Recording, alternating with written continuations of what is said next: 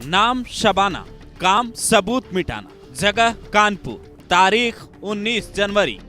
कमरे से चीखते हुए एक महिला बाहर निकलती है। पड़ोसी पूछते हैं तो बताती है पति आबिद अली इस दुनिया में नहीं रहे। लोगों ने वजह पूछी तो बताया वियाग्रा का ओवरडोज ले लिया, नतीजा बीपी बढ़ गया और चल बसी।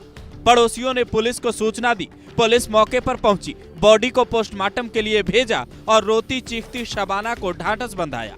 पुलिस भी इसकी थ्योरी पर यकीन कर चुकी थी, लेकिन किसी को अंदाजा नहीं था इस मासूम चेहरे के पीछे कितना बड़ा मास्टरमाइंड छिपा है। कानपुर की शबाना ने कैसे उन्नाव से दिल्ली तक अपना जाल बिछा रखा है। 2 दिन बाद पोस्टमार्टम रिपोर्ट आई तो पुलिस को पता चला गला दबने से आबिद की मौत हुई, लेकिन शबाना कुछ भी स्वीकारने को तैयार नहीं थी।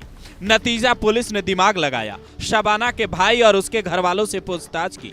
भाई सलीम ने कहा साहब जरूर इसने कुछ किया है, वरना जीजा के साथ ऐसा नहीं होता। पुलिस ने कॉल डिटेल निकलवाई तो पता चला उन्नाव के रहने वाले रेहान से इसकी बातचीत होती थी।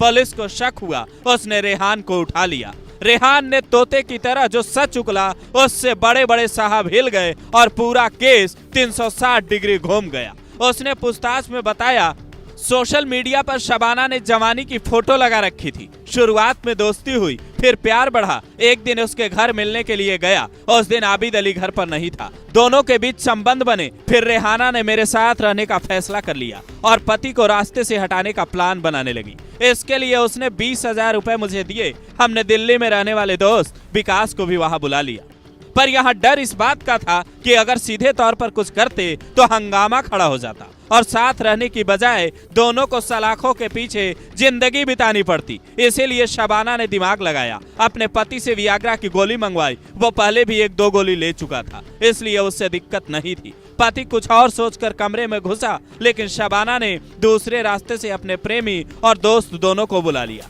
खुद आबिद के सीने पर बैठकर उसे इस दुनिया से रुखसत कर दिया और बाहर आकर नई कहानी गढ़ दी। डीसीपी वेस्ट विजेंद्र द्विवेदी बताते हैं दोनों को हमने गिरफ्तार कर लिया।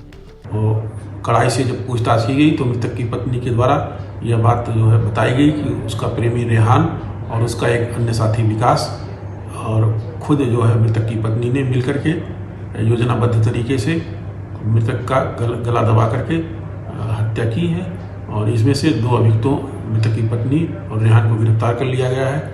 अन्य एक अभियुक्त की गिरफ्तारी के लिए दबिश दी जा रही है, अतिशीघ्र उसको भी गिरफ्तार कर लिया जाए। जांच में यह भी पता चला कि दोनों पति पत्नी मेले में झूला लगाने का काम करते थे। उसी की कमाई से उनका घर चलता था। दोनों का एक 10 साल का बच्चा भी है, जिसकी मां की एक गलती ने उसके सिर से पिता का साया उठा दिया। अब शबाना और उसके प्रेमी जेल में जिंदगी काटेंगे। इस कहानी ने लोगों के ज़हन में अमरोहा की उस घटना की यादें ताजा कर दी है, जब ऐसे ही एक शबनम नाम की लड़की ने अपने प्रेमी सलीम के साथ मिलकर अपने घर के 7 लोगों के साथ वही किया जो शबाना ने अपने पति के साथ किया। उस घटना ने मुख्यमंत्री मायावती तक को झकझोर कर रख दिया था। उन्होंने अमरोहा के बावनखेड़ी गांव का दौरा भी किया था। यहाँ तक कि कई लोग शबनम को मदद देने के लिए आगे आने वाले थे, लेकिन जैसे ही केस खुला सबकी ममता गायब हो गई। ऐसी घटनाओं से सबक लेने की जरूरत है। आप शबाना के इस कृत्य को कैसे देखते हैं, उसे क्या सजा मिलनी चाहिए, अपनी राय दे सकते हैं।